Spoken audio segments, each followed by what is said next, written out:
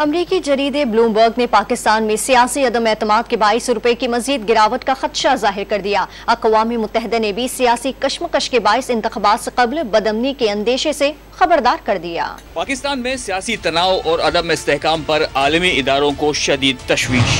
पाकिस्तान में मौजूदा सियासी कशमकश जारी रही तो पाकिस्तानी रुपया मजीद गिर जाएगा। अमरीकी जरीदे ब्लूमबर्ग ने एक बार फिर खबरदार कर दिया। ताज़ा रिपोर्ट में बताया कि पाकिस्तान से सरमाया बैरून मुल्क मुंतकिल हो रहा है। IMF के साथ कर्ज डील न होने के खदशात भी बढ़ रहे हैं। सियासी खलफशार कर्ज मुआहदे पर पेशरफ्त में रुकावट की वजह हो सकता है। ब्लूमबर्ग के मुताबिक पाकिस्तान को जून के आखिर तक बेल आउट पैकेज शुरू करने का फैसला करना है, जिसके लिए पाकिस्तानी हुक्काम और IMF के दरमियान बातचीत जारी है। उधर अक़वाम मुत्तहिदा के दो इदारों फूड एंड एग्रीकल्चर ऑर्गेनाइजेशन और वर्ल्ड फूड प्रोग्राम की जानिब से मुश्तरका तौर पर एक रिपोर्ट शाया की गई है, जिसमें निशानदही की गई कि पाकिस्तान में बढ़ता हुआ सियासी अदम इस्तेहकाम आलमी मालियाती फंड की जानिब से रकम के इजरा और दो तरफा शराकत दारों की इजाफी मदद रोकने का बाइस बन रही है। अगर मुआशी और सियासी बहरान मजीद बिगड़ा तो पाकिस्तान में खुराक का अदम तहफ़्फ़ुज़ आइंदा महीनों में मजीद खराब हो सकता है।